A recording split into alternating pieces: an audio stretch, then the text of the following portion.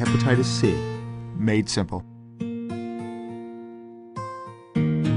Hepatitis C, know your status. You may not have heard much about hepatitis C, but it is more common than HIV. And like HIV, it does not discriminate. If someone is exposed to the virus, they are at risk. In the United States, 4 times as many people are infected with hepatitis C compared to HIV. Signs and symptoms of hepatitis C. Some people with hepatitis C do not experience any symptoms.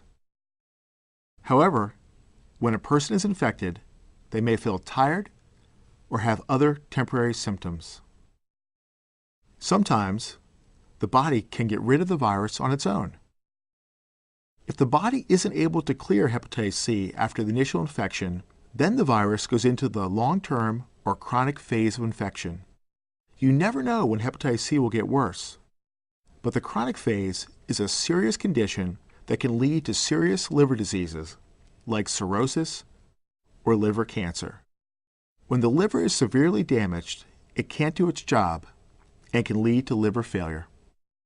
People with liver failure may experience symptoms like itchiness, confusion, swelling of the belly and feet, and a yellowing of the skin and whites of the eyes, also known as jaundice. By the time these types of symptoms begin, the liver may already have been seriously damaged. If you have any of these symptoms, you should talk to your doctor as soon as possible. These symptoms are a sign that something is wrong, and treatment may be needed. Even if you don't have any symptoms, it's better to know your hepatitis C status so you can take action. How is hepatitis C spread? Hepatitis C is passed from person to person when the blood of someone infected with the virus mixes with the blood of someone else. Before 1992, donated blood products and blood could not be tested for hepatitis C. As a result, some people were accidentally infected after having surgeries or other medical procedures. People who are baby boomers, those who were born between 1946 and 1964, are also at risk. This is because they could have been exposed to hepatitis C when infection rates were higher in the 70s and 80s. Some people may have been infected with hepatitis C from sharing tools used to take drugs, like previously used needles, syringes, cotton, water, or cocaine straws. Other people may have been infected by sharing different tools used on the body. For example, tattoo, piercing, or acupuncture needles need to be safely discarded after each use. Only new needles should be used. Manicure or pedicure tools need to be cleaned and disinfected after each use as well. People working in a medical setting who get stuck by a needle or cut by another sharp instrument may also be exposed to the virus. Rough or anal sex without a condom can also pass on hepatitis C. In fact, any activity where there may be blood-to-blood contact is a risk factor. Who should get tested? If you have one of the risk factors mentioned earlier, you should be tested for hepatitis C. Having one or more of the risk factors in your past does not mean that you definitely have hepatitis C, but it does mean that you have a higher chance of hepatitis C infection. Getting tested. The only way to know for sure if you have hepatitis C is to get tested. The hepatitis C test is not usually part of a routine checkup. If you want to know your hepatitis C status, you need to ask your doctor to test you for the virus.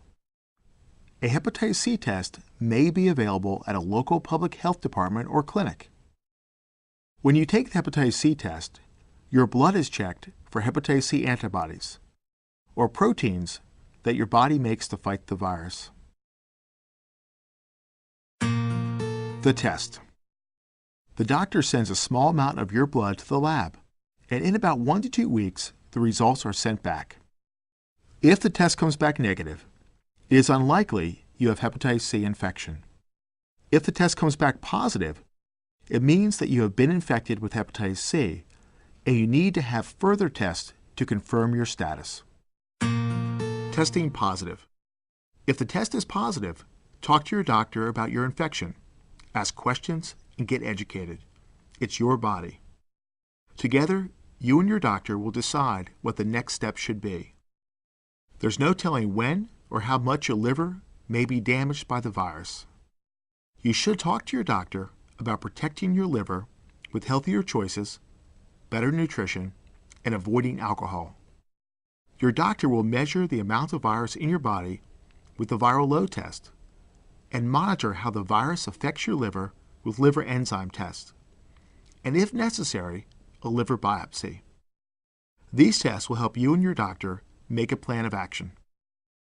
Over time, hepatitis C can cause fibrosis or scarring of the liver, which can progress to cirrhosis.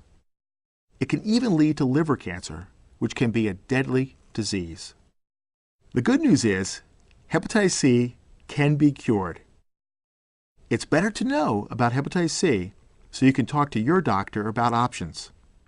The virus may have found its way into your life, but you can take action to eliminate it.